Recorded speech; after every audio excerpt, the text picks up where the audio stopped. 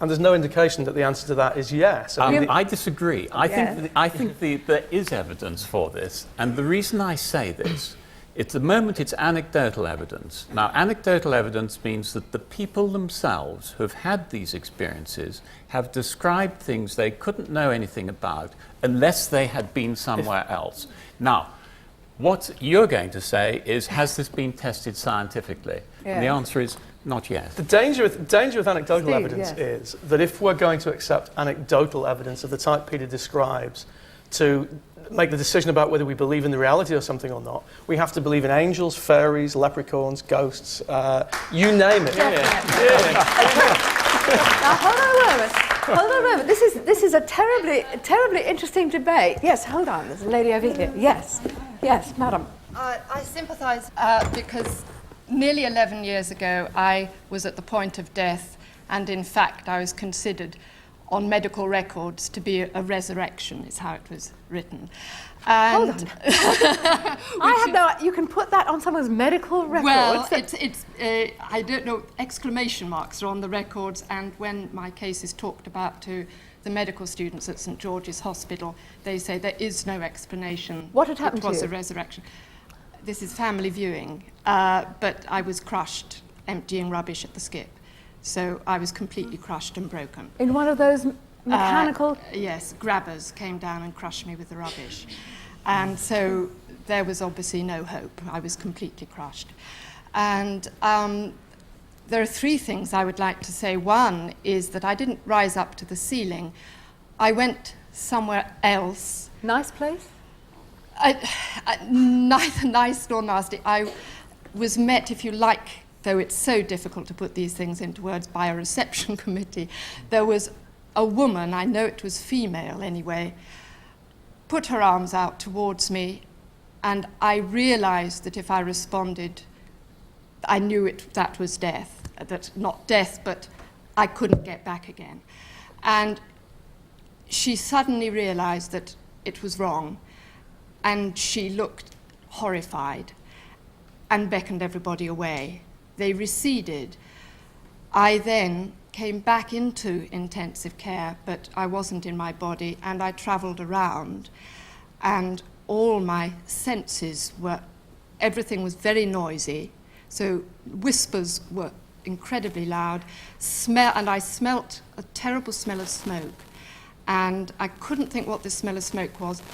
Quite a time afterwards, I was told there had been a fire in a part of the intensive care, but it had been a year previously.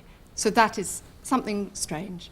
But did you see anything? You say you travelled around. Did you see anything that you could not have seen if you hadn't had an out-of-body? Strangely enough, that was the one thing, apart from seeing this woman. Once I was in the ward, the sight wasn't so strong. It was vague. Yes, there were vague images. I was by somebody's bed. So there was nothing clear? There was somebody's bed I was by, but I couldn't.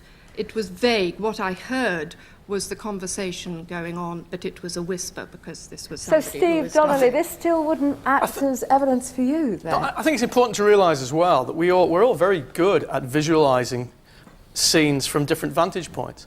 If you close your eyes and imagine your holiday in the summer, pick a scene out of your holiday when you're sitting on the beach, an awful lot of people actually visualise that scene with themselves in it.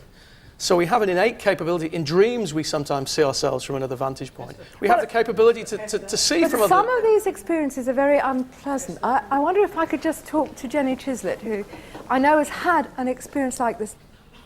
When I was 18, I was crushed against the wall by a lorry. I was living in France at the time, and I was rushed to hospital. And I was told afterwards I was in a coma for 3 days. All I remember is that I was walking through a vast landscape. It was as if a bushfire had gone through. It was all dark and ash everywhere. It was a grey sky. I was completely alone. I felt completely alone. I was very frightened. I was only 18. And I could hear in the distance echoing knocking sound. And for some reason, I've no idea why, I thought to myself, they're nailing Christ to the cross. I don't want to see this. Were you religious? Are you religious? No, not. I mean, yes, I believe in God, but that's... So this wasn't a scene from No. Some religious No, it was book? just something that came to my mind, and I went on walking across this place all by myself. In front of me was a chasm. On the other side of the chasm was, as so many people see, a beautiful garden. I didn't hear any sound. I saw sunlight, and I could see it was a beautiful garden. Like heaven. Like and the heaven. other was like hell. Well, yes, I suppose it was, but I didn't really know at that age. You know, I was Did you get alone. into the beautiful garden? No, because I started walking towards the chasm, and I suddenly thought, wait a minute, if I go across that chasm, I'm going to die. I'm only 18, I'm too young to die, I've got a whole life before me. And I don't remember, I don't remember going back. I just thought to myself, I don't want to die. Right. Now, Professor Paul Badham, let me just for a moment ask you, does that sound like heaven? Does that sound like hell to you? I think that near-death experiences may be the origins for some of the imagery of both heaven and hell that have come into being in human cultures. One of the intriguing things about the near-death experience is that 82% of people who have them feel a sense of peace and joy, and 72% of people have their lives changed by the experience. For better or for worse? For the better. Now, one ground for thinking an experience may be objectively real is when it has real effects on people's lives. But it's not always good effects. Not is it? always. No, that's not right. Let me just ask you, Linda, you had one of these experiences, didn't you? I was in hospital and I had a sudden hemorrhage after the first operation. My husband was at the bedside. Suddenly I had this, like someone had opened my chest up and taken me without my chest. The pain came from here, deep within me. And suddenly I just went straight up as if someone had put so much air underneath my body and pushed me up in the air. I didn't hit no ceilings, I just went straight up as Sounds if awful. to another world. Sounds horrible. And it looked like I was looking through, I could see my body on the bed and it looked like an eggshell.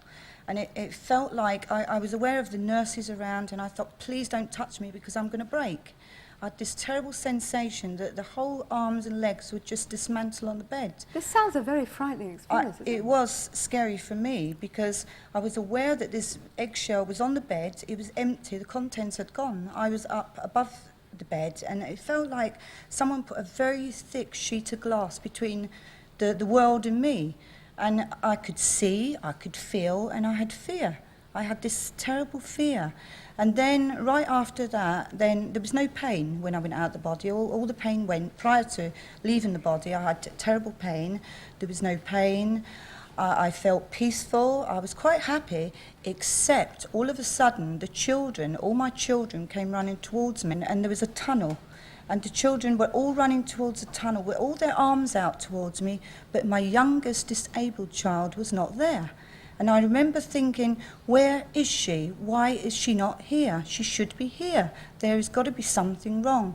And that was it. I was back in the body. No sensation of going back. I didn't have this powerful feeling of coming back. The feeling I had coming out the body, I had no feeling of going back in it. I was just back there. Your daughter Amanda is here. What effect has this had on your mother? Well, I know everyone has their own views on this, but I think when it actually happens to someone that's quite close to you, you find it easier to understand, because obviously unless it's, happened to you, it's hard to understand.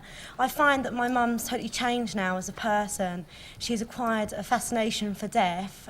When I say that, she's actually, sounds strange, but she's actually booked her place, to be buried and everything. And she's always talking about death. Do you find this rather morbid? Yeah, I do. Every time I go around to see her, she's talking about death, and it's frightening for me. I'm very frightened of getting too close to her now. I feel we're more distant since this has happened. So this has come between you? I feel so, yes. Linda, how do you feel about that? Well, I feel half of me got lost. Half of me never came back. I never came back. It's very hard to explain. I feel half of me is existing up in the sky somewhere. There is something up there. There's something. You sound as if you there really is something there. Yeah, I just. Do you I wish know you had it's a terrible died? thing to say, Yeah. and my children are listening to this, and they know. I just can't wait till my youngest child is old enough and get going. So you feel that you were wrong to come back, in a sense? That I feel I had this very bad tugging sensation to come back, tugging up and tugging down. And, you know, I just sort of came back into the body, and half of me never feels I should have come back.